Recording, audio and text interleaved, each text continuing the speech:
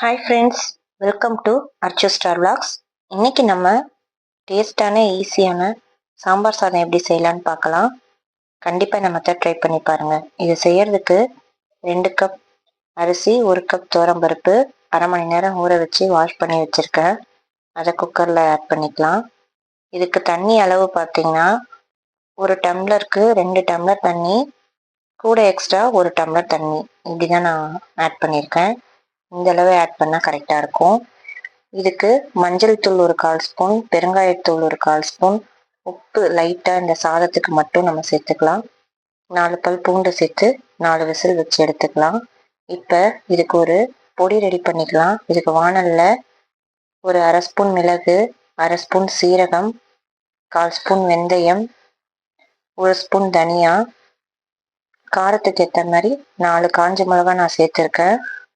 கடலைப்பருப்பு ஒரு அரை ஸ்பூன், இதெல்லாம் சேர்த்து நல்லா வாசனை வர அளவுக்கு வறுத்து ஆற வச்சு பொடி பண்ணி எடுத்து வச்சுக்கலாம்.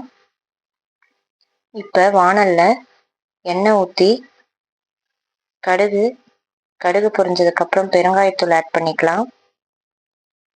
பெருங்காயத்தூள் ஆட் பண்ணி அதுவும் பொரிஞ்சதுக்கப்புறம் காஞ்ச மிளகா 2 கிள்ளி வச்சுருக்கேன், அதையும் ஆட் பண்ணிக்கலாம். 2 பச்சை மிளகா கூடவே ஆட் பண்ணிக்கலாம். கூடவே கருவேப்பிலை, வெங்காயம் நல்லா மெலிசாக கட் பண்ணி வச்சுருக்கேன், அதையும் ஆட் பண்ணிக்கலாம். ஒரு பெரிய வெங்காயம் ஆட் பண்ணியிருக்கேன். வெங்காயம் நல்லா கண்ணாடி பதம் வதங்கினதுக்கப்புறமா தக்காளி 2 தக்காளி வெட்டி வச்சுருக்கேன், அதையும் ஆட் பண்ணி நல்லா வதக்கி எடுத்துக்கலாம். சாம்பார் சாதத்துக்கு தேவையான காய்கறி எல்லாமே கட் பண்ணி வச்சுருக்கேன். எல்லா காயுமே ஆட் பண்ணிக்கலாம். இதுக்கு தேவையான அளவுக்கு உப்பு ஆட் பண்ணிக்கலாம்.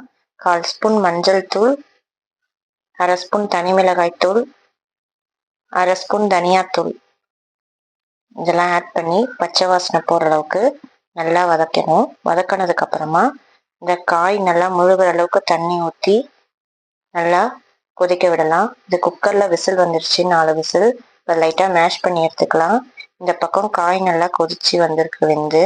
இதில் புளி தண்ணி ஆட் பண்ணி நல்லா மிக்ஸ் பண்ணிவிட்டு கொதிக்க வச்சுட்டு இந்த ரைஸ் நம்ம மேஷ் பண்ணி வச்சுருக்கோம் இல்லையா, பருப்பு ரைஸ் வந்தது, அதில் ஆட் பண்ணி நல்லா மிக்ஸ் பண்ணிக்கலாம். மிக்ஸ் பண்ணிவிட்டு திரும்பவும் வாணலில் 1 ஸ்பூன் நெய், 1 ஸ்பூன் எண்ணெய் ஆட் பண்ணி பொடி பண்ணி வச்சுருந்தோம் இல்லையா பவுடர், அதை அதில் சேர்த்து உடனே ஆஃப் பண்ணிவிட்டு இதில் ஆட் பண்ணி இந்த ரைஸில் ஆட் பண்ணிவிட்டு கூடவே கொத்தமல்லியும் ஆட் பண்ணி மிக்ஸ் பண்ணி எடுத்தால் ரொம்ப சூப்பராக தலை சாம்பார் சாதம் செமையாக ரெடி ஆகிடுச்சு.